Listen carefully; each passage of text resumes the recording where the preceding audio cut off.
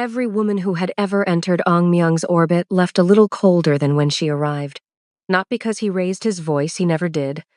Not because he threatened them, he didn't need to.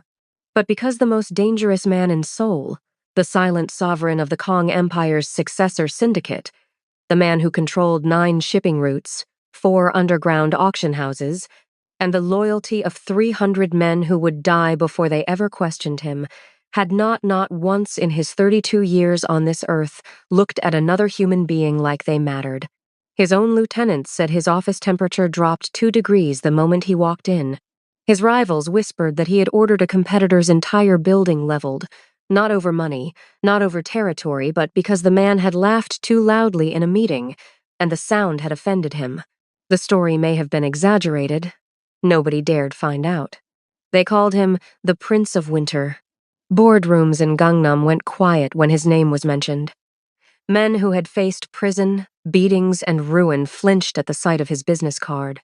The daughters of rival bosses, poised, educated, dressed in silk and ambition, had been paraded before him at galas, at private dinners, at arranged meetings their fathers spent months engineering. And every single time, Ong Myung would look past them, not through them, past them, like they were furniture, like they were walls, like they were part of a world he had already decided held nothing worth feeling. His secretary once overheard a rival boss say, "The man doesn't have ice in his veins. He's just forgotten that veins are supposed to be warm." She wrote it down, she filed it. She never told him, because that was the rule of Ong Myung's world. You observed, you obeyed, and you did not, under any circumstances, make a sound he hadn't approved. So on the night of the Black Tower merger, a multi-billion-won contract signing that would quietly shift the balance of Seoul's underworld for the next decade, the 43rd floor of the Kong building was a cathedral. Not a cathedral of God, a cathedral of silence. 12 men in tailored suits, the faint hum of the city below. A single document on a mahogany desk, thick as a Bible, stamped celebration deed, waiting for one final signature that would cement an empire. Nobody was supposed to make a sound. Nobody had accounted for Myra Brown. She was 26, from Chicago's South Side. She ran a boutique pastry shop out of a rented kitchen in Itaewon called Brown Sugar & Co., a place that smelled of vanilla bean and rose water and had exactly 11 tables, 8 regulars, and 0 knowledge of the underworld it had just been hired to cater. She was, by every measure, the wrong person in the wrong building on the wrong night. She wore a cream baker's apron dusted with flour she hadn't had time to brush off. Her hair was tucked neatly under a gray-brown head wrap. Her arms were bare and warm-toned, and her eyes, dark brown, wide-set, always slightly too honest, were focused entirely on balancing the 3-tiered strawberry cream masterpiece on its silver tray. White buttercream, pink sugar roses, pearl drop piping she had redone 3 times because the first 2 versions hadn't been right. She had no idea that the man sitting behind that desk had once made a rival disappear for using the wrong fork at a dinner. She had no idea that the polished black marble floor beneath her feet had been treated waxed smooth as a skating rink by someone in this very room who wanted tonight to go very, very wrong. She was 3 steps from the desk when her left foot went out from under her. 1 second, the cake was perfect. The next second, the world tilted. Myra's arms shot forward in a desperate, futile reach, that instinct to save the thing you worked for even when physics has already made its decision and the silver tray spun, and the 3-tiered cake became a projectile, and the most carefully engineered silence in Seoul was shattered by the singular, devastating squelch of pink frosting meeting a 1 billion won contract. Then nothing. 12 men forgot to breathe. The secretary's hands flew to her mouth, a gesture so fast, so practiced, it almost looked real. The bodyguard near the wall went stiff, his hand halfway to his jacket.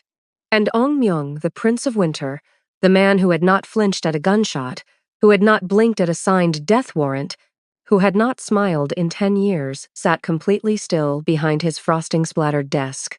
Cake on his jacket. Cake on his celebration deed. A single pink sugar rose resting on his left cuff like the universe's most absurd joke. Myra Brown looked up from the floor, flour on her cheek, horror in her wide brown eyes, and said the only thing her brain could produce in that moment. I can remake that. And Ong Myung, the man whose heart was built from black ice and boardroom silence, felt something crack loose in his chest that he had no name for and no protocol to handle. He didn't move. He didn't speak. He just stared. And somewhere deep in a place he had sealed off so long ago he'd forgotten it existed, something moved. Before we start, take a second to subscribe and tell me where you're watching from. I read every single comment, and it truly, truly means a lot. The cake hit the desk at 11:47 p.m. Later, when people whispered about it, and they would whisper about it for years, in the way that survivors whisper about things that should have killed them, they would disagree on the details. Some said the sound was a slap. Others said it was more of a collapse, a soft, devastating cave-in of sugar and cream. One of the bodyguards, a thick-necked man named Bin, who had watched Ong Myung break 3 men's careers with a single phone call, would later describe it to his wife as the sound of fate rearranging itself. His wife told him he was being dramatic. He never corrected her, because he knew she hadn't been in that room, hadn't felt the specific, suspended horror of those 3 seconds when 43 floors above Seoul, a black woman from Chicago and the most feared man in Asia occupied the same terrible moment. But we're getting ahead of ourselves. Myra had arrived at the Kong building at 10:15 p.m., which was 45 minutes earlier than the event coordinator had specified, because Myra Brown was the kind of person who built buffer time into everything. She built it into her commute, into her baking schedule, into conversations she was nervous about. She always arrived early so she could stand in a space, breathe it in, and make peace with it before it could intimidate her.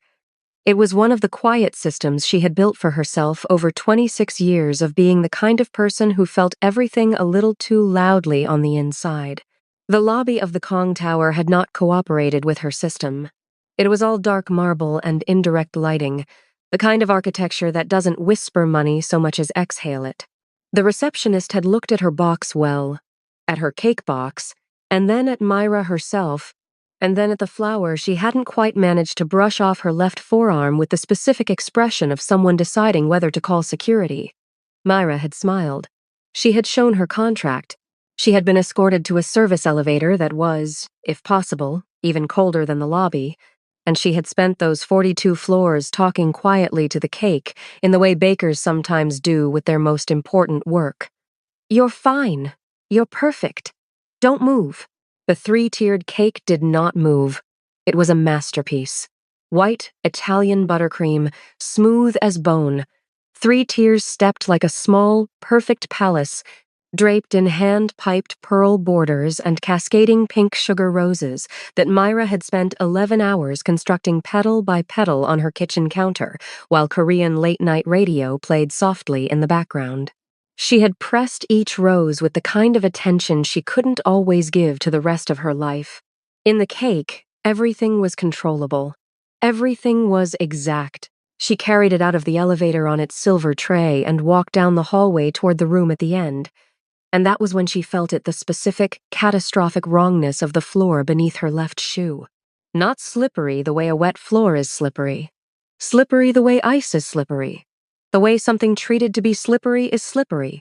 Her foot went forward and her body went with it, and her arms, God bless them, tried everything. They windmilled. They reached. They lunged forward in the heroic, hopeless gesture of someone who understands they have already lost but refuses to accept it until physics makes the final ruling. The door to the office was open. She crossed the threshold, already falling. The room was huge and dark at the edges, and bright at the center. The way stage lighting works, the way power arranges itself, everything important illuminated, everything else swallowed. 12 men in dark suits. A desk the size of a small country. Documents spread out like a treaty. And behind the desk, still as a painting, Ong Myung. She had been told a name. She had not been told a face. But she knew, the way you always know, which person in a room holds the gravity. He sat like a man who had decided, some years ago, that stillness was a form of control, and had practiced it until it became indistinguishable from nature. Dark suit, perfectly fitted, white shirt, a silk tie so dark it was nearly black. One hand rested flat on the desk, the other had been reaching for the pen. He was, objectively, devastating. The kind of handsome that looks like it cost something. None of which mattered, because the cake was already in the air. It happened in a sequence that her brain would replay for months, always in slow motion, always with that awful suspension of cause preceding consequence. The tray tipped. The cake, her 11-hour cake, her hand-piped roses and pearl borders and 3 stacked tiers of strawberry cream left the tray at an angle. It crossed the desk in a single, elegant arc. And it landed with a sound that was somehow both violent and soft, directly on the document in front of Myung. Frosting spread. A tear crumbled. One perfect pink sugar rose tumbled from the wreckage and came to rest against his left cuff like a small, absurd punctuation mark. Myra hit the floor half a second later. Her knees took the impact. She caught herself on her palms. And then she was still, on the polished marble of the most dangerous office in Seoul, surrounded by the fragments of her best work, staring up at a man she had just caked. The silence that followed was not a regular silence. It was the silence of 12 people who had, in the same instant, run the math and arrived at the same answer. The bodyguard near the wall had gone rigid, one hand at his side, his face a careful mask of a man waiting to receive instructions. 2 of the suited men near the window had exchanged a look that lasted less than a second and contained an entire conversation. And the secretary, she stood to the right of the desk, a clipboard clutched tight to her chest, both hands pressed over her mouth in a gesture of such theatrical horror that, had anyone been paying attention to anything other than the wreckage, they might have noticed it arrived a half-beat too quickly, too prepared, too perfect. Nobody was paying attention to the secretary. Everyone was looking at Myung. He had not moved. Not a single muscle. The pen was still between 2 fingers.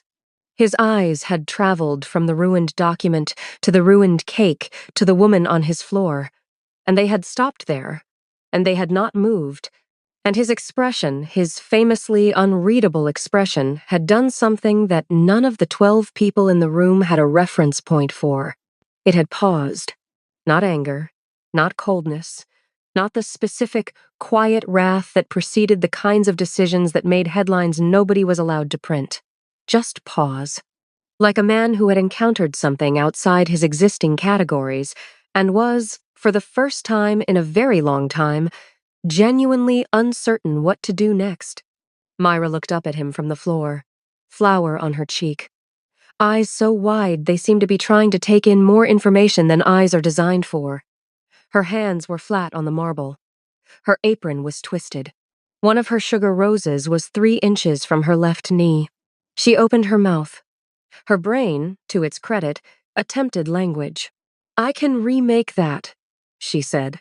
The voice was quiet. Not afraid, or rather, afraid but doing something useful with the fear, routing it through a system of fundamental Myra Brown stubbornness that had kept her upright through worse things than this. Her eyes didn't drop. She didn't crumble. She looked at him with the kind of directness that wasn't confidence so much as a refusal to pretend she was anywhere other than exactly where she was. The 12 men in the room continued to not breathe. Myung looked at her for 3 seconds that felt geological. Then he set the pen down. Nobody moved for a long moment. The bodyguard, Bin, had his hand so close to his jacket that the fabric creased. One of the lawyers near the window had gone the color of old paper. The event coordinator who had commissioned the cake, a thin, meticulous man named Park who was standing in the doorway, had pressed himself so flat against the frame that he was functionally part of the architecture. Myung stood slowly. He was tall in the way that certain men are tall, not just in inches, but in the vertical weight of all the space they occupy. He came around the side of the desk with the unhurried precision of a man who had never once needed to rush toward anything, because everything that mattered eventually waited for him. He stopped in front of the ruined cake. He looked at it the way a surgeon looks at an incision, appraising, thorough, without sentiment. Then he extended one finger and drew it slowly across the edge of the surviving bottom tier, collecting a stripe of white buttercream and a smear of strawberry filling. He raised it to his mouth. He tasted it. The room waited. His expression did not change in any way that could be described with words, but something moved behind his eyes, something fine and small and quickly contained, like a light switched on and off too fast to name the color. He looked down at Myra, still on the floor, still watching him with those two honest eyes, and when he spoke, his voice was low and even, and possessed of that particular quiet that doesn't need volume because it has never needed volume. "Get up," he said. Myra got up. She stood in front of him, close enough to see that his lashes were unreasonably long for someone so apparently constructed from tungsten, and she waited, because there was nothing else to do. "Your name," he said. "Myra Brown." "Where are you from, Myra Brown?"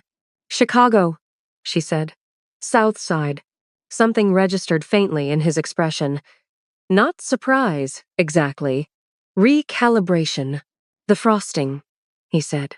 "What is in it?" She blinked. "Of all the things. Vanilla bean paste. A little lemon zest. And I fold in a small amount of cream cheese for texture. It keeps the sweetness from being too flat." He regarded her for another long moment. Then he turned and walked back to his chair with the same measured, deliberate calm, and lowered himself into it, and looked at the ruined document, and the ruined cake, and the lawsuit of a situation spread across his mahogany desk, and said in the same quiet voice, "You owe me 10,000 more bites." Park, the event coordinator, made a sound like a man who had just been informed that his parachute was decorative. 10,000, Myra started. "The contract," Myung said, not looking up, "can be reprinted. The dessert cannot be uneaten." He turned the barest fraction of his attention toward his secretary, who still had both hands over her mouth. "Cancel the signing. Reschedule for Monday." His eyes moved back to Myra. "You will come to my estate tomorrow evening at 11. You will bring your equipment. You will begin repaying your debt." I have a shop to run." "Yes," he said, "you do. And if you would like it to continue running, you will be at the estate at 11. He picked up his phone from the desk and turned his gaze to it, and the conversation, as far as Ong Myung was concerned, was over. The 12 men in the room slowly remembered how to exist. Bin escorted Myra to the elevator without a word, and she rode those 42 floors down with her empty silver tray and her scraped palms and the absolute, ringing bewilderment of a woman who had just survived something she didn't yet have the vocabulary for. In the elevator, she looked at her reflection in the polished doors, flower on her cheek, hair still neat under the head wrap, eyes still a little too wide. 10,000 bites, she thought. She didn't know yet that the floor had been waxed on purpose. She didn't know that the document she had destroyed had contained a hidden clause that would have slowly, legally, surgically dismantled everything Ong Myung had built. She didn't know that the secretary's hands-over-mouth moment had been rehearsed. She didn't know that by dropping that cake, she had entirely by accident saved a man's life. She only knew that she had a standing appointment at the most dangerous address in Seoul, beginning tomorrow at 11 p.m. She pulled out her phone and texted her assistant, "Going to need the commercial mixer. And more roses." The estate was north of the city, set back from a private road behind walls that didn't announce themselves the way security walls usually do. No spikes, no cameras you could see, just stone and height and the specific quiet of a place that had decided it wasn't interested in your opinion of it. A car had been sent, not a driver who made conversation. A driver who appeared at her shop at 10:30, loaded her equipment into the back of a car that smelled of leather and no questions, and delivered her to a side entrance where a woman in a dark uniform checked her bags with the thoroughness of airport security, and then led her to a kitchen. The kitchen stopped her in the doorway. It was enormous. The kind of kitchen that exists in professional restaurants and the fever dreams of pastry chefs. Long marble counters, a battery of ovens, refrigeration that hummed at exactly the right pitch, copper pots hanging like polished planets from ceiling racks. It was also, visibly, barely used.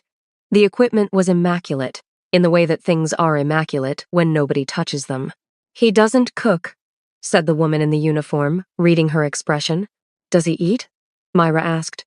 The woman almost smiled. Almost. "He will tell you what he wants," she said, and left. Myung arrived at 11:08, which Myra catalogued as the first piece of information that didn't fit a man who ran his entire world on precision being 8 minutes late to his own arrangement. He appeared in the kitchen doorway in a different suit from the night before. Still perfect, still dark. He had loosened his collar by one button, which was perhaps the most informal thing about him and felt, given everything, quietly significant. He stood in the doorway and looked at her setup with an expression that gave nothing away. "What are you making?" he said. "Brown butter financiers," Myra said, already mixing. "Small. 2 bites each. The flavor is closer to the buttercream you tasted last night, vanilla, and something underneath it." "I thought that was the part you responded to." He was quiet for a moment. "You noticed that." "I notice things," she said, and didn't look up from the bowl. He didn't respond. He pulled out one of the high stools at the counter's edge and sat and watched her work and said nothing. Myra had half expected interrogation, instructions, the relentless authority of a man accustomed to directing everything in his environment. What she got instead was a quality of attention that was, in its own way, more unnerving. The focused, absolute attention of someone who had decided that you were worth watching and was watching accordingly. She worked. He watched. The kitchen filled with the smell of browning butter, that deep, nutty sweetness that is almost caramel, but not quite. She whisked the batter with the economy of movement that comes from years of doing the same thing until it becomes muscle memory, poured it into the small molds with practiced steadiness, slid them into the oven and set the timer without looking. "You've been doing this a long time," Myung said. It wasn't a question. "Since I was 8, Myra said. "My grandmother's kitchen. She had one of those old tube pans, the kind with the feet, and she let me use it whenever I wanted as long as I cleaned up after myself." Silence. "My grandmother," he said, after a moment, "did not have a kitchen." It was such a simple statement, delivered without inflection, without apparent intent to invite sympathy or connection. Just a fact, laid down on the counter between them, like one of her tools. Myra glanced at him. He was looking at the oven. She thought about several responses and chose the one that felt most honest. "I'm sorry," she said. He looked at her then. That same recalibrating pause from the night before. Then he returned his attention to the oven, and the kitchen was quiet again, and the financiers baked in the warmth between them. She came back every night for the following week. The arrangement solidified into a rhythm that made no logical sense, and yet felt, from the inside, oddly inevitable. She arrived at 11. She baked. He sat at the counter.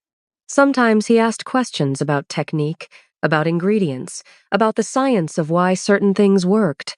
The questions were always precise, always directed, always structured the way his boardroom questions presumably were, as if information were a resource to be acquired rather than a pleasure to be enjoyed. But she noticed that he stayed until whatever she was making came out of the oven. She noticed that he always tasted. She noticed that he was, very slowly, in increments so small they were almost invisible, learning to arrive 8 minutes earlier each night. On the 4th night, he arrived at 10:55.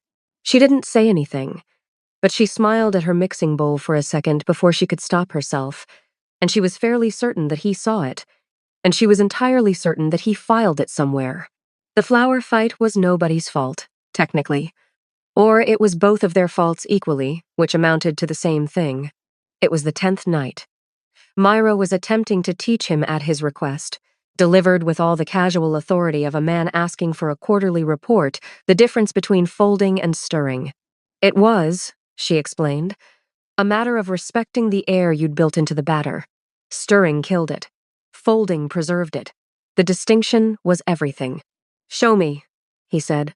She showed him. He watched. He attempted it. His fold was technically correct and spiritually wrong, the movement of a man applying logic to a process that runs on intuition. "No," she said. "You're thinking too hard." It's more like she reached over and adjusted his grip on the spatula without thinking, her hand over his, and both of them went briefly, completely still. She stepped back. "Like that?" she finished, at a slightly different register. He looked at his hand, and then at her, and then at the batter, and he folded it again. And this time it was right, not because the technique had changed, but because something else had, some small surrender of control that loosened the movement into something almost graceful. "Better," she said. "Don't patronize me," he said. But there was a fraction of something in it that was not his usual flatness. "I'm not," she said. "That was genuinely better. You have good hands." She paused, hearing herself. "For folding, technically." He looked at her. The fraction of something widened, microscopically, and she felt it in her sternum like a low bell tone, and she turned back to the counter and busied herself with absolutely nothing urgent. "Now we sift," she said firmly. The sifter was on the shelf above the counter, and she reached for it at the same moment he apparently decided to be helpful, which was so unprecedented that neither of them had a protocol for the spatial consequences. His arm came over her shoulder to reach the same shelf. She turned to redirect. The bag of flour that had been sitting at the counter's edge caught her elbow, and approximately 2 cups of all-purpose flour became briefly airborne. It landed on both of them. She got the worst of it. The flour settled white across her head wrap and her shoulders and the front of her apron like a light snowfall, but a meaningful amount had also caught Ong Myung across the right side of his face and the lapel of his jacket. And he stood there for a moment in the ringing aftermath. Flour on his cheekbone, flour on his collar, looking like a man who had just been informed that the universe had opinions about him. Myra put one hand over her mouth. She tried. She genuinely tried. The laugh came out anyway. It was not a polite laugh. It was not a covered, apologetic, "I'm so sorry, how unfortunate" laugh. It was a real one, the kind that starts somewhere deep and comes out before you can architect it, bright and sudden. And she laughed at the most powerful man in Seoul standing in his own kitchen with flour on his face, and it was the most alarmed she'd felt in 10 days, and also, helplessly, the funniest thing she had ever seen. She expected ice. She expected the temperature drop. She expected the particular stillness that meant the conversation was over. Instead, Ong Myung looked at her laughing, and something happened to his face. It wasn't a smile. Not entirely. It was the architecture of one, the muscles at the corners of his mouth, making a decision they hadn't made in a long time. Testing the motion, getting close. His eyes, which were always controlled and always watchful, did something she hadn't seen them do before. They warmed. Just slightly. Just barely. Like a window with a light behind it. It lasted 3 seconds. Then his phone rang. The warmth closed off as fast as it had opened. His hand went to his inside pocket. He looked at the screen. His face reset into something that had no memory of flour or kitchens or the last 3 seconds, and he turned and walked to the far end of the room. And when he spoke, his voice was the temperature she'd met on the first night. "When?" he said. "Then. How many?" Then, after a silence. "Finish it." He hung up. He stood at the end of the kitchen for a moment with his back to her. Then he turned, and the man who had been almost smiling 30 seconds ago had been replaced completely by the other one, the one who wore the same face but lived in an entirely different world. "I have to go," he said. "Okay," Myra said. "The financiers are in the oven. Set the timer for another 4 minutes. I know how long they need." He looked at her for a moment across the length of the kitchen. The flour was still on his lapel. He hadn't noticed, or hadn't cared, or had decided not to care, which was somehow worse. "Tomorrow at 11, he said. "Tomorrow at 11, she said. He left. The kitchen door closed. Myra stood in the quiet and the warmth and the smell of baking and thought about the 3 seconds of almost smile, and the phone call that had erased it, and the specific way a man sounds when he tells someone to finish it and means something entirely different from what those words mean in a kitchen. She set the timer for 4 minutes. She stayed until the financiers came out, because someone had to. The invitation arrived on a Friday, delivered by Bin personally, who handed it to her at the shop counter with the expression of a man fulfilling a task he had not been given context for and had long since stopped asking for context. It was a cream envelope, thick paper, the kind of stationery that costs more per sheet than most people spend on lunch. Inside, 1 card, 3 lines. Saturday, 8 p.m. The Lotte Tower Ballroom. You are the caterer. Below that, in a different hand, his, she assumed, compact and angular and entirely in control. Wear something appropriate. Myra held the card for a moment and then looked at Bin. What does appropriate mean to him? She asked. Bin's expression remained exactly as it was. There will be a dress waiting at the estate. 5 p.m. He bought me a dress. The stylist selected it. He has stylists who buy dresses for his caterers? Bin appeared to weigh several responses. Saturday, 5 p.m., he said, and left. The dress was red. Not the kind of red that politely suggests itself. The kind of red that has already decided. Floor length, cut clean, structured at the shoulders and falling open at the back in a way that required you to commit to it entirely or not at all. Beside it, laid out with the precision of evidence at a crime scene. Shoes, a small evening bag, and a note that said, "Your equipment will already be there." Myra put on the dress. She stood in front of the estate mirror for a long moment. She looked like the version of herself that she kept mostly theoretical. The Lotte Tower Ballroom on a Saturday evening in Seoul looked like money having a formal disagreement with itself. 300 people in extraordinary clothes, speaking in the particular clipped register of people who discuss billions the way others discuss weather. The catering table was positioned with precision near the room's east wall, white linens, silver stands, her pastries arranged with the elegance she always managed and never took credit for. She stood behind it and watched the room arrive. Myung entered at 8:15. He came in with 2 men she didn't recognize, flanking him at a distance. Not bodyguards exactly, or not only bodyguards. They had the quality of weapons that had been given good manners and expensive suits. The room calibrated itself around him the way rooms do when power enters them without announcing itself. Conversations didn't stop, but they shifted, the way a river's current changes when something large moves through it. He wore black. Of course he wore black. White shirt, no tie tonight, another one of those microscopic departures from his usual armor that she'd started cataloging without meaning to. He moved through the room without looking at it, and then he looked at her, and he walked toward the catering table with the directness of a man who has already decided where he's going and would like the room to adjust accordingly. He stopped across the table from her. "The tarts," he said. "Which are they?" "Lemon with an Earl Grey cream," she said. "The dark ones are chocolate with black sesame. I made both because I wasn't sure of the guest profile." He took the lemon tart.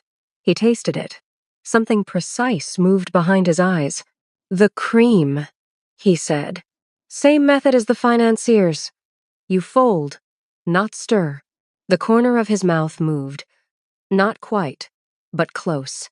"Come," he said, and moved away from the table.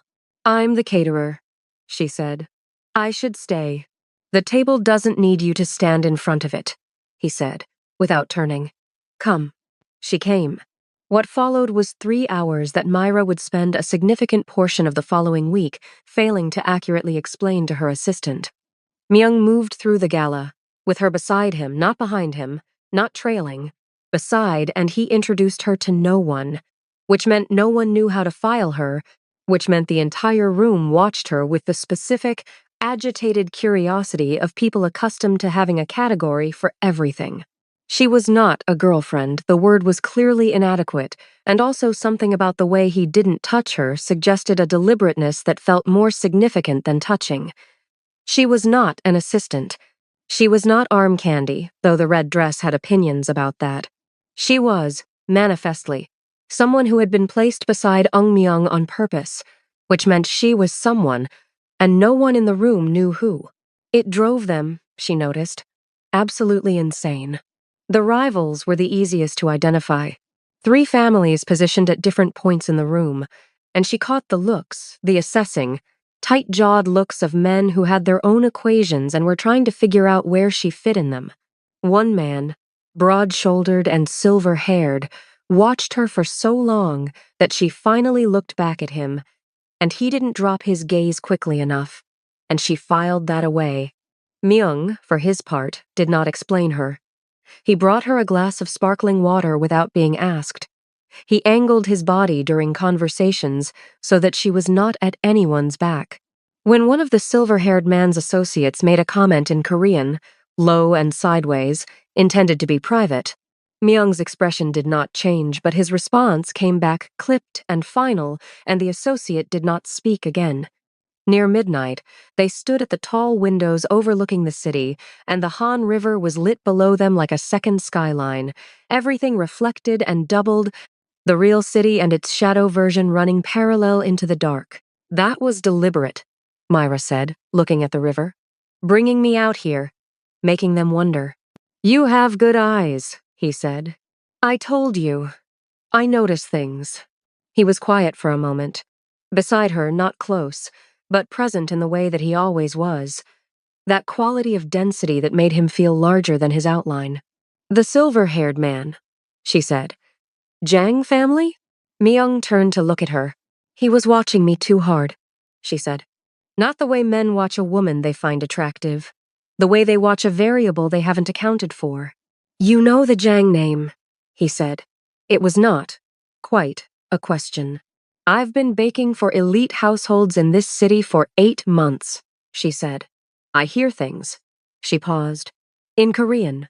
I understand Korean. The silence that followed was the kind that reconfigures space. He looked at her for a long moment. She looked back. How long? He said. Since before I opened the shop, she said. I wanted to understand the city I was living in. A beat. I thought you should know, before it becomes relevant some other way. He was quiet for a very long time. The river ran below them. The ballroom moved and glittered behind the glass. How much? He said. Have you heard? Enough, she said, to understand that your table at the east wall is not actually a catering table. He looked at her. And this time, the thing that moved behind his eyes did not close off. It stayed complicated and present, and something she couldn't name but felt like a pressure change, the air before weather. Tomorrow at 11, he said, finally. Tomorrow at 11, she said. They stood at the window until the gala began to thin, the city holding them in its reflection, the ordinary and the extraordinary occupying the same dark water, and for once, neither of them looked away. The leak announced itself the way serious things always do, quietly, and then all at once. It began with a shipment that arrived 4 hours early to a warehouse that no one outside Myung's innermost circle was supposed to know existed. Then, a meeting, private, off-calendar, held in a restaurant Myung had booked under a false name that the Jung family's representatives somehow attended from the building across the street, cameras aimed at the right window, at the right angle. Then a phone call intercepted. Not Myung's line, but Won Bin's, which meant the breach was not external. It was dressed in a good suit and had a desk in his building. Myung said nothing when the intelligence was laid before him. He read the report once, set it flat on the desk, and sat in the particular quality of silence that his men had learned to distinguish from his regular silence, the one that meant something had been decided and the machinery was already moving. Who has standing access to the scheduling system? He asked. Won Bin listed 4 names. 3 of them Myung dismissed immediately, loyalty tested, loyalty confirmed, years of accumulated trust that held. The 4th name he let sit in the air of the room without commenting on it. The way you might let a suspicious piece of fruit sit on the counter before you decide whether to throw it away. The secretary's name. He didn't say it out loud. He didn't need to. Won Bin understood, and Won Bin nodded once. And that was the beginning of a surveillance operation so precise and so patient that it would take 3 weeks to complete 3 weeks, during which Ong Myung behaved exactly as he always had, gave the secretary exactly the access she expected, and watched. Myra had noticed before he told her anything. That was the thing about being shy, and Myra Brown was, genuinely, shy in the way that some intensely observant people are shy, not from weakness, but from the habit of watching before speaking, of cataloging before concluding. She had spent her whole life in the background of rooms and therefore knew, better than most, what the background looked like when it was performing itself. The secretary performed her horror too well. Had performed it since the night of the cake. That gesture hands to mouth, eyes wide, arriving a half beat too quickly, with too much precision in the placement of the fingers. Myra had filed it. She had a very organized mental filing system. It was one of the reasons her pastry work was so consistent, and also one of the reasons she had, over the past several weeks, been paying attention to every detail of every interaction in Ong Myung's building with the focused patience of a woman who understood that she was somewhere dangerous and that understanding the terrain was the first condition of survival. She noticed the secretary watching her during the gala, not with the performed horror anymore, but with something calculating and cold underneath the professional smile, the kind of assessment that isn't curiosity but inventory. She noticed the secretary handling her delivery boxes on the 3rd week, when Myra arrived at the estate kitchen with a new order of supplies. The woman's hands had moved across the boxes with the brisk efficiency of someone doing a routine check, but Myra had packed those boxes herself, had arranged everything in a specific order as she always did, and when she unpacked them in the kitchen, the order was fractionally different. Not enough for anyone who hadn't packed them to notice. Enough for Myra. She wrote it in her notebook under a column she had begun labeling in a coded shorthand she'd developed at 14, growing up in a building where privacy was a luxury you manufactured yourself. She baked Myung's morning delivery the next day with particular care. The Jang family made their first move on a Tuesday. Myra was in the Itaewon shop, alone. The sign flipped to closed because she had a large order due Thursday and needed the kitchen to herself. She was icing a batch of honey citrus-layered cakes when the door opened. She always locked it when she was working alone, always. This was a rule she had kept for 3 years and understood, in the 2 seconds it took her to register, that it was open and that the man coming through it was not a customer, that someone had unlocked it from outside. 2 men. Suits that were expensive, but not in the Kong way, flashier, louder, the kind of expensive that announced itself.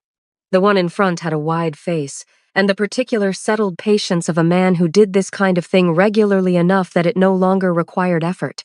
"Miss Brown," he said, in Korean, then switched to English with deliberate precision which told her immediately that they had done their homework. "Mr. Jang would like to speak with you." She set down her offset spatula. She calculated the distance to her phone, to the back door, to the knife rack. She calculated all of it in approximately 3 seconds while her face stayed very still. "I don't know any Mr. Jang," she said. "You know Ong Myung?" the man said. "That's enough." They drove her to a building in Mapo, not far from the river, into a room that was too clean to be accidental and too spare to be innocent, the kind of room that had been designed to communicate, through its emptiness, that it could absorb a great deal without leaving evidence. Jang Wook-jin was 51, silver-haired, with the smooth, unremarkable face of a man who had cultivated blandness as a professional asset. He sat across from her at a table with 2 glasses of tea he had poured hers first, which was a power move she recognized, and looked at her with something between curiosity and the calm of a man holding a very good hand of cards. "You're brave," he said, "or you're naive. I haven't decided which." "I've been told both," Myra said. "Neither is accurate." Something flickered in his eyes, not quite respect, but the precursor to it. "You're important to him," Jang said. "We both know this. What I need you to understand is that you are currently in a position that is unnecessarily dangerous. For you." He pushed one of the glasses of tea toward her. "I'm not the threat here, Miss Brown. I'm the offer. Leave Seoul. Leave the shop. The arrangement. All of it. We'll compensate you generously. More than the cake contract was worth. More than whatever debt Myung has convinced you is real. Myra looked at the tea. She did not touch it. And if I don't? Jang's expression didn't change. Then you become a variable in a situation that tends to be unkind to variables. She understood what he was saying. She understood it clearly. The way you understand a thing when someone has been careful enough to never actually say it. She sat with it for a moment, the size of the choice, the shape of the risk, the distance between Chicago and this room and all the small decisions that had led here, the market run at 5 in the morning, the flower cloud, the red dress, then keep baking and felt, with a certainty that surprised her slightly, that she was not afraid. I appreciate the offer, she said. I'm going to stay. Jang studied her for a long moment. Then he nodded once, the nod of a man filing a new piece of information under a category he hadn't previously needed. Then we understand each other, he said. They drove her back to the shop. She went inside, relocked the door, finished the honey citrus cakes, and then sat down on the kitchen floor for approximately 7 minutes, alone in the vanilla-scented, quiet breathing. Then she picked up her notebook and wrote. She told Myung that night in the kitchen, efficiently and without performance, the way she had learned he preferred information facts first, assessment second, no decoration. He listened. He did not interrupt. When she finished, he was quiet for a moment that was not empty but full, pressurized, the silence before a decision rather than after one. You should have called me immediately, he said. I handled it. That's not. I handled it, she said again. Not unkindly, but with the particular calm of a woman who had been handling her own situations for 26 years and found the suggestion that she shouldn't have to slightly patronizing. I'm telling you now. He looked at her. His jaw was tight in a way she had come to recognize as the physical expression of something he was not saying in this case, she suspected, something in the vicinity of fear, though she doubted he would have used that word. You're not leaving, he said. It was not quite a question. No. Another pause. You're not afraid. I'm afraid, she corrected him. I'm just not leaving because of it. He looked at her for a long time with that expression that had no name in his repertoire and no protocol, and then he turned away and said, very quietly, Don't deliver anything this week. Stay out of the shop. Myung, please.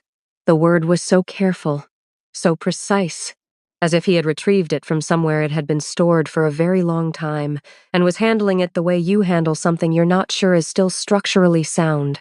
Please, just this week.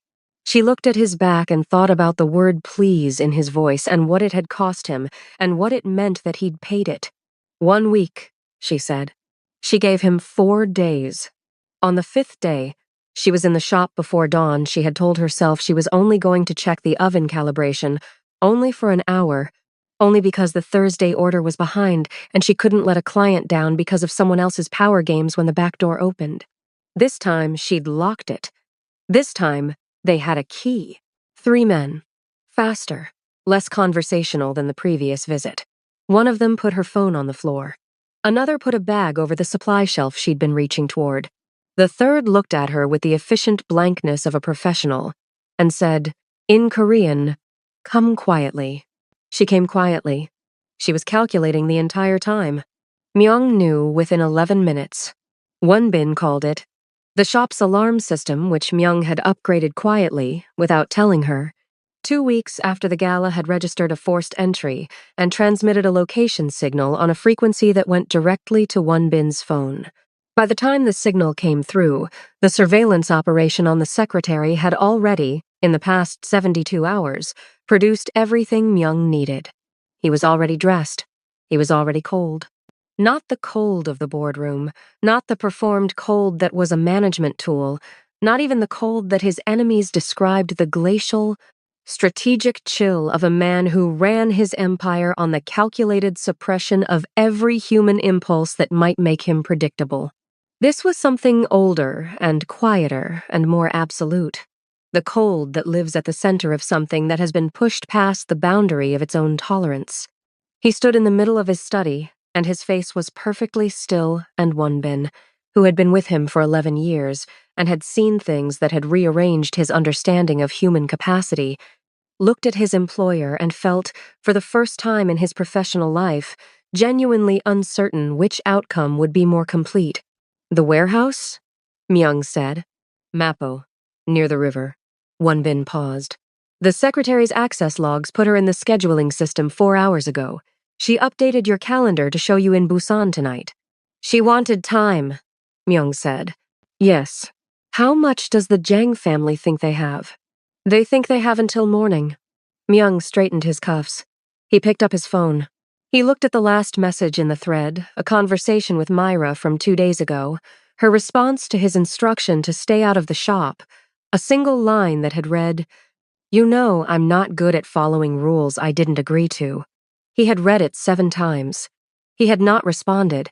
He had understood, in that moment, that he was losing control of a situation that had nothing to do with the Jang family and everything to do with the fact that he had allowed someone inside the perimeter he had built his entire life around maintaining, and that the perimeter had not held, and that some part of him, the part that was not ice, the part that had tasted cardamom, shortbread, and watched hands move through a kitchen and felt something crack loose in his chest on a marble floor, had not wanted it to. He put his phone in his pocket. "Bring the car," he said, and called Director Seo.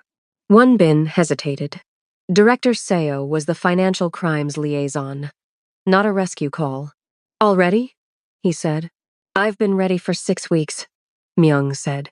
The warehouse was exactly where the signal placed it, a converted cold storage facility 2 blocks from the Han River, the kind of building whose history had been useful enough to multiple parties over the years that nobody had ever gotten around to tearing it down. 3 guards outside, more inside. Jang Wook-jin's second in command, a man named Dae-sung, who had the misfortune of being both competent and loyal to the wrong family. Myung arrived alone. This was, from a tactical standpoint, an unusual choice. It was also a deliberate one. Lone arrival communicated either desperation or absolute confidence, and everyone in Seoul who had ever sat across a table from Ong Myung knew which one was not in his vocabulary. He walked through the entrance with his hands in his pockets, and the particular quality of stillness that made armed men step back without quite deciding to, and he was brought to the room where Myra was being held unharmed, seated, her notebook open on her knee because she had apparently spent the past hour writing with the smooth, unhurried inevitability of a man arriving somewhere he had always intended to go. Jang Wook-jin was there.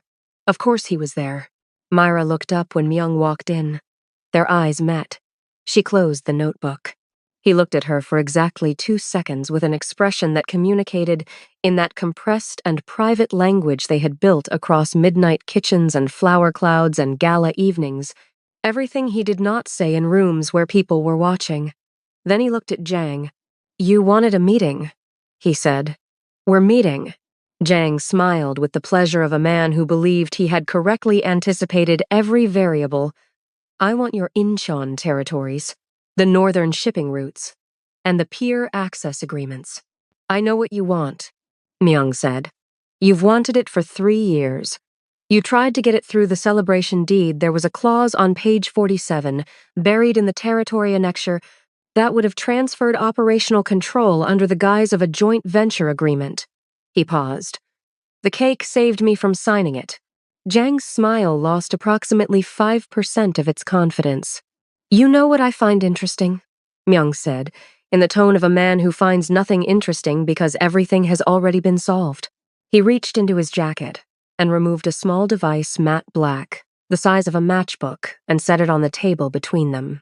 "For the past 6 weeks, Miss, Brown has been delivering pastries to 11 households in Seoul. 8 of those households have members of the Jang Syndicate's financial council. The pastry boxes had a lining ceramic composite, undetectable by standard sweep, very good acoustic range. He set a second device beside the first. 3 of your council members have been discussing the Jang family's offshore account structure in considerable detail. One of them is also discussing it with the Lee family, which I suspect you did not know." He set his phone on the table. The screen showed a financial document, account numbers, transfer records, the specific architecture of how the Jiang family had been moving money for years. Director Seo received the complete file 17 minutes ago, Myung said. The freeze orders are already processing. By morning, every account in that document will be inaccessible. The Jiang family's liquid capital, the operational funds, the emergency reserves, the offshore layering will be gone. He looked at Jiang with the flat, total calm of a man delivering a weather forecast. You came here tonight with leverage. You no longer have it. The room was very quiet. Myra looked at the matchbook-sized devices and thought about her pastry boxes and the careful way Myung's supply deliveries had always been pre-packed, and thought about 11 households, and thought about her notebook, the morning deliveries, the routes she'd taken, the way he'd always known, without her telling him which households had received which orders. She thought, he trusted me with this without telling me. She thought, he kept me safe by making me useful without making me a target. She thought, with a precision that surprised her, that she was going to have a significant number of things to say to him about the ethics of this later. But she was also, undeniably, very glad to be alive. The Jiang family's assets froze at 4:47 inches the morning. By 6 a.m., 3 council members had retained lawyers. By 8 a.m., 2 of them were negotiating with the Financial Crimes Unit with the breathless efficiency of men who had just discovered that loyalty is heavily dependent on the liquidity of its benefactor. By noon, the information they provided had produced 4 additional arrest warrants, dissolved 2 shell companies, and unraveled a peer access fraud that had been running for 6 years. The Jiang Syndicate, which had operated for 2 decades as one of Seoul's most durable criminal institutions, did not survive the week. Not because of violence, there was very little violence, which was, in its own way, the most terrifying thing about it. It unraveled the way financial architecture unravels. Quietly, catastrophically, and with the bleak finality of numbers that simply no longer add up. The secretary was arrested at her apartment on Wednesday morning. She had packed a bag. She had not packed it quickly enough. Ong Myung sent her one message after her arrest, through his legal team. The message was 3 words: I know why. She had been working for the Jiang family for 4 years, feeding information, waiting for the specific moment when proximity to power could become a lever. She had waxed the floor hoping the diplomatic incident of a dead foreign national would unseat him. Instead, the floor had produced Myra Brown, and the cake, and everything that followed. The thing about the best-laid plans, Myung thought, reading the arrest report in his office with the Seoul morning coming through the window, is that they depend on knowing which variables matter. The secretary had calculated everything correctly except the one she'd created herself. He set the report down. He thought about a flower cloud, about a cardamom shortbread, about the corner of his mouth and the word please, and a woman on his kitchen floor who had said, I can remake that with frosting on her hands, and the absolute, undefeated certainty of someone who had never once in her life accepted that broken things were permanently broken. He got his coat. He went to Itaewon. The shop had been trashed in the way that deliberate destruction always looks not random, but purposeful, the specific targeting of things that mattered. The display case was cracked. 2 of the prep tables had been overturned. The flour was everywhere, not from an accident this time, but from intent. Bags torn open and scattered. The sign above the door, Brown Sugar & Co., hand-lettered in her particular confident cursive, had been pulled down and left on the floor. Myra was there. She was sitting on the counter in the back kitchen with a cup of coffee she had made on the 1-cup machine that had apparently survived untouched because it was bolted to the wall, and she was looking at the flour on the floor with an expression that was tired and sad and, underneath both of those things, already planning. She looked up when he came in.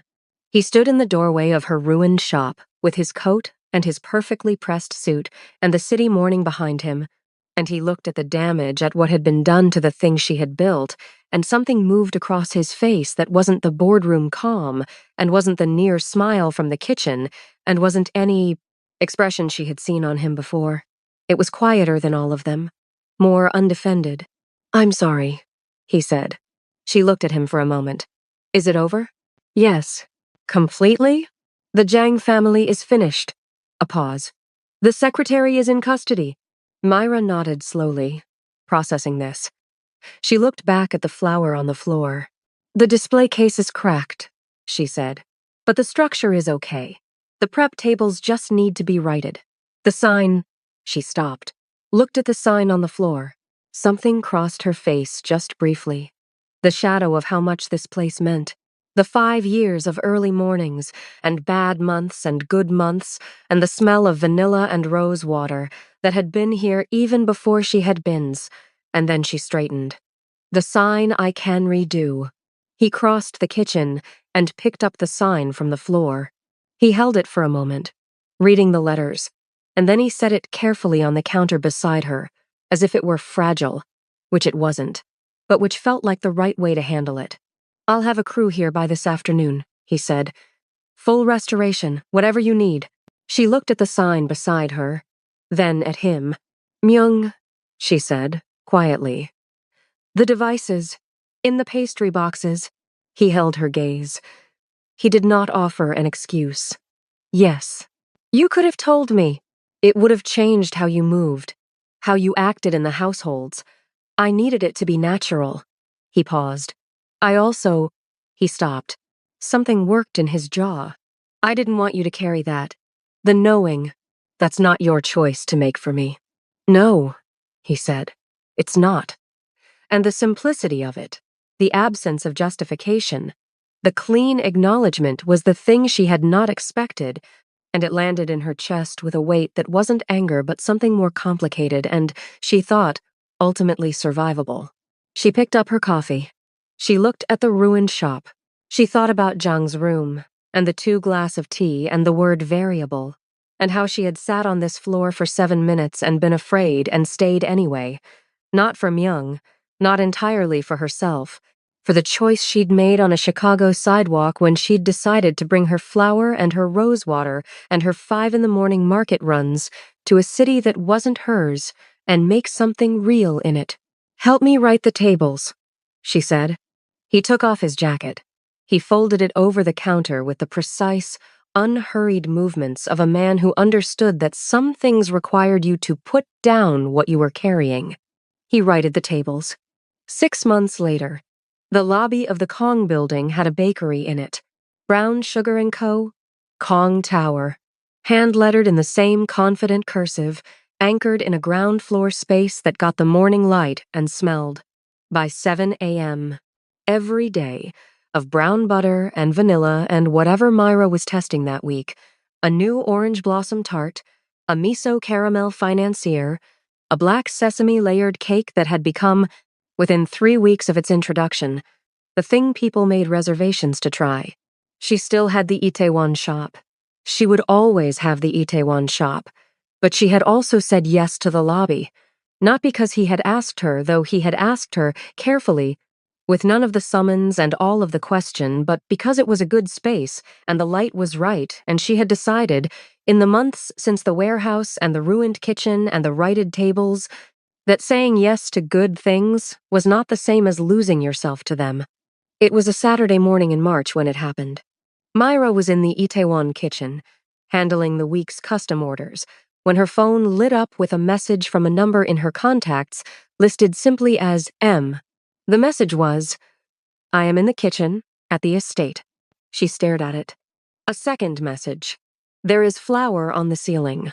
She left her apron on the hook and drove to the estate with the particular urgency of someone who suspects both that something is fine and that fine might be, in this specific instance, a relative term. The kitchen looked like a snow globe. Flour had achieved coverage across the counter. The range, the island, a significant portion of the window, and yes, a constellation of white specks across the ceiling that she would later be unable to fully explain from a physics standpoint. The bowl on the counter contained something that had aspired to be cake batter and had produced instead a thick, lumpen, concerningly gray mixture that smelled vaguely of too much baking soda. Ong Myung stood in the center of it. He was in a white shirt, formerly white, currently wearing the evidence of its adventure with his sleeves rolled to the elbow and flour on both forearms and across one cheekbone, an echo of a different kitchen and a different cloud of flour, and the ghost of a near smile. Except that right now, his expression was not a near smile. It was not any of the expressions she had mapped and catalogued and learned to read across midnight kitchens and boardroom doorways and gala evenings and warehouse rooms. It was something she had never seen on his face before. He was looking at the bowl with the focused, slightly horrified attention of a man confronting the specific humility of discovering that competence is domain-specific, that 32 years of absolute control over everything within his considerable reach had not, in fact, prepared him for the interior of an egg. She stood in the doorway. He looked up. "It's your birthday," he said, as if this explained everything, which it did, and also did not. "It's my birthday," she agreed. "I was making a cake." She looked at the ceiling. She looked at the gray batter. She looked at his flour-covered shirt and the sheepish, unguarded, completely unarmored expression on the face of the most dangerous man in Seoul, who had dismantled a crime syndicate with pastry boxes and bought her a lobby and picked up her sign from the floor and folded his jacket over the counter, and who had apparently decided that the appropriate response to her 27th birthday was to attempt, alone, the thing she had been doing every night for months in his kitchen, as if watching it 100 times was the same as knowing how it worked. The sound started somewhere in her chest. She tried to hold it. She was not entirely successful. She laughed, not politely, not quietly, but genuinely and fully, the kind of laugh that has been waiting for the right moment and arrives with everything it has been saving up, and the sound of it filled the kitchen, warm and real and entirely at home in the flour-covered space, and she covered her mouth with her hand, but it didn't help, because the gray batter was so gray and the ceiling was so thoroughly dusted and his face was so human in a way that she had been working toward for 6 months without knowing whether she would ever quite get there. And then she heard it. Ong Myung laughed. Not the near smile, not the 1-degree deepening, not the private contained thing in the corner of his mouth that only she could see. A real laugh, low, surprised, slightly rusty with disuse, the sound of a mechanism that hadn't been used in so long it needed a moment to find its range rising up from the chest of a man who had spent a decade building walls around the exact capacity he was now unexpectedly rediscovering in a flour-covered kitchen on a Saturday morning in March. He laughed at himself, at the ceiling, at the gray batter and the broken recipe and the complete, irreversible failure of the project he had undertaken with such careful, private intention. He laughed, and the sound of it mixed with hers, and the kitchen held both of them flour on everything, the smell of too much baking soda and the good underneath it, the winter light coming through the window onto the mess they had made of the counter, and Myra thought about the first night she had walked into this kitchen with her knife roll and her own vanilla extract, and her careful composure, and how she had told the most dangerous man in Seoul that he could sit if he was going to watch, and he had. She crossed the kitchen and looked at the batter. "Okay," she said, still smiling, her voice warm and steady and entirely at home. "We can fix this. It's gray," he said. "I know. Cake is not supposed to be gray." "Correct. I used the right measurements," he said, with the residual dignity of a man accustomed to being right, which made her smile again. "How many eggs did you use?" A pause. 4, he said. "The recipe calls for 2. Another pause. Longer this time." She bit the inside of her cheek. She reached past him, past his flour-covered sleeve, past the arm that had once rested on a mahogany desk next to a ruined contract, and a sugar rose, and picked up a clean bowl from the rack, and she started again, the way she always started again, with her hands, and her attention, and the complete, undefeated certainty that broken things were not permanently broken. He stood beside her and watched, and for once he wasn't watching the way he used to from a distance, from behind the glass of his own carefully maintained separateness, but close, present, with the particular quality of attention of a man who was finally, slowly, learning how to be in a room without governing it. Occasionally he asked questions. Occasionally she answered them. The new batter was smooth and pale and smelled right. And when she slid it into the oven, she set the timer and turned to find him leaning against the counter with flowers still on his cheek and his laugh still faintly present in the set of his expression, not gone, not stored back away, remaining like something that had finally been let out and discovered it didn't want to go back. "You could have just asked me to make a cake," she said. "I know, but you wanted to do it yourself." "Yes." She looked at him. "Why?" He looked at the oven, at the bowl in his hands, which he was turning over slowly with the concentrated attention of a man thinking through something he hasn't quite put into language yet. And then he looked at her with an expression that was open in a way that his face had not been perhaps ever, perhaps for a very long time, and he said, simply and without any of the architecture of coldness that he had spent years constructing around the simple act of meaning something, "Because you deserve something that was made for you. By someone who—" He stopped, looked at the bowl. "By someone who is trying." Myra looked at him for a long moment in the flower-covered kitchen with the cake in the oven and the Saturday morning light on everything and the city going about its business 43 floors below another window in another life. And she felt something settle in her chest with the particular quiet of a thing that has arrived, finally, exactly where it intended to go. She took the bowl from his hands and set it in the sink. She looked up at the flower on the ceiling. "You know you have to clean that," she said. "I know," he said. "I'm not helping." "I know," he said again, and the corner of his mouth moved, and this time it kept going the full shape of it, unhidden, real, the smile of a man who had remembered, at 32, in a flower-covered kitchen on a Saturday in March, that the world contained things worth feeling. The timer ticked. The cake rose. The ceiling stayed white. And the Prince of Winter, for the first time in longer than anyone could remember, longer, perhaps, than he could remember, felt completely, entirely, irreversibly peaceful.